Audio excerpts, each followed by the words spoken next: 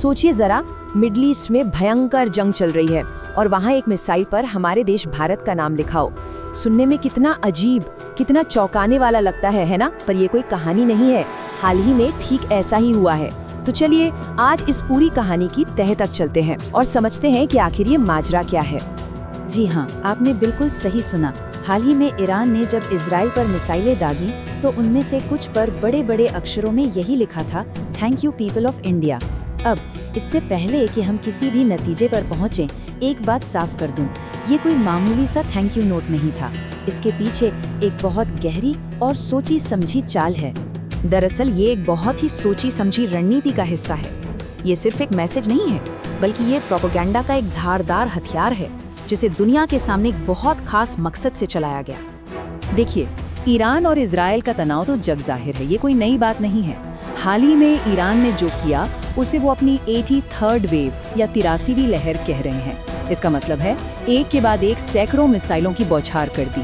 पर इस बार इन हमलों के बीच कुछ ऐसा था जो पहले कभी नहीं हुआ, कुछ बहुत ही अजीब। ईरान ने अपनी मिसाइलों को एक तरह से कह सकते हैं कि थैंक यू नोट्स में बदल दिया था। और कमाल की बात यह है कि सिर्फ भारत का ही नाम नहीं था, लिस्ट में जर्मनी, पाकिस्तान और स्पेन भी शामिल थे।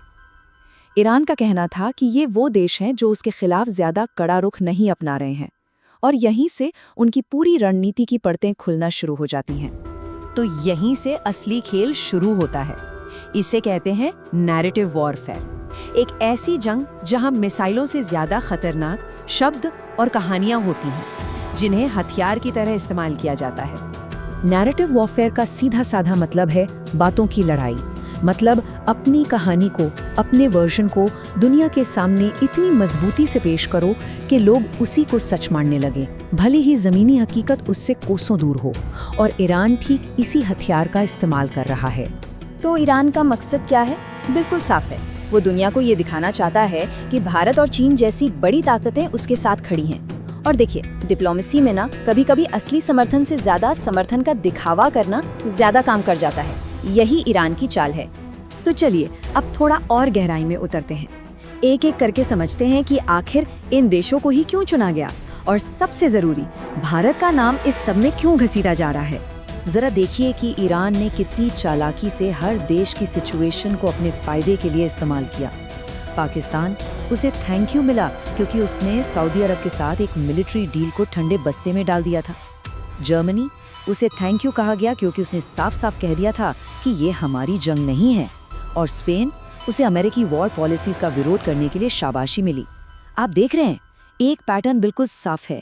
हर देश के लिए एक कहानी, एक वजह तैयार की गई। अब आते हैं भारत पर। भारत के मामले में ईरान ने हाल की 2-3 घटनाओं का जबरदस्त फायदा उठाया। पहली, जब इंडियन नेवी ने इंसानियत के नाते 2 ईरानी जहाजों को समुद्री डाकुओं से बचाया। दूसरी, जब ईरान के सुप्रीम लीडर की मौत हुई तो भारत ने एक डिप्लोमेटिक प्रोटोकॉल के तहत शोक जताया। ये दोनों ही न्यूट्रल और सामान्य बातें थीं, लेकिन ईरान ने क्या किया? उसने इन घटनाओं को उठाया और पूरी दुनिया के सामने ऐसे पेश किया मानो ये भारत का प्रो ईरान स्टैंड हो। जबकि सच्चाई क्या है? सच्चाई ये है कि भारत हमेशा से शांति के पक्ष में रहा है। हम किसी भी तरह की हिंसा के खिलाफ हैं। कोई भी भारतीय ये कभी नहीं चाहेगा कि कोई मिसाइल किसी इजरायली घर पर गिरे या किसी ईरानी स्कूल पर। लेकिन ईरान हमारी इसी न्यूट्रल और शांति की पॉलिसी को तोड़ मरोड़ कर अपनी कहानी गढ़ रहा है। लेकिन इस प्रोपेगेंडा और नैरेटिव की लड़ाई से परे एक जमीनी हकीकत भी है, और वो हकीकत बहुत ही भयानक है। इसकी एक बहुत बड़ी कीमत भी चुकानी पड़ रही है। ईरान ये दावा करता है कि उसके हमलों ने मिडिल ईस्ट में अमेरिका के 13 बेस को रहने लायक नहीं छोड़ा है। सोचिए, ये सिर्फ एक नंबर नहीं है, ये एक बड़ा जियोपॉलिटिकल मैसेज है। ईरान पूरी दुनिया को बता रहा है कि वो अमेरिका को इस पूरे इलाके से बाहर निकालकर ही दम लेगा। लेकिन इस पूरी जंग की असली कीमत कौन चुका रहा है? ईरान की अपनी जनता। एक तरफ तो ईरान की सरकार दुनिया भर से समर्थन मिलने के दावे कर रही है, और दूसरी तरफ देश की अपनी अर्थव्यवस्था और इंफ्रास्ट्रक्चर पूरी तरह से तबाह हो रहा है।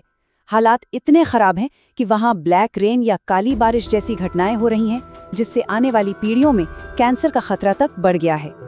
तो घूम फिरकर हम वापस उसी सवाल पर आ जाते हैं जहां से हमने शुरू किया था। ईरान के इस थैंक यू का आखिर असली मतलब क्या है? जवाब बहुत सीधा और साफ है। ये कोई थैंक यू नहीं था, ये भारत के नाम का और शांति के लिए हमारी कमिटमेंट का हथियारीकरण था। उसे एक वेपन की तरह इस्तेमाल किया गया। ये हमारे नाम का खुला दुरुपयोग है। और ये पूरी घटना हम सबके लिए एक बहुत बड़ा सवाल छोड़कर जाती है। एक ऐसी दुनिया में जहां कहानियों और नैरेटिव को हथियार बनाया जा रहा हो, वहां हम एक असली धन्यवाद और जंग की एक शातिर चाल के बीच फर्क कैसे करें?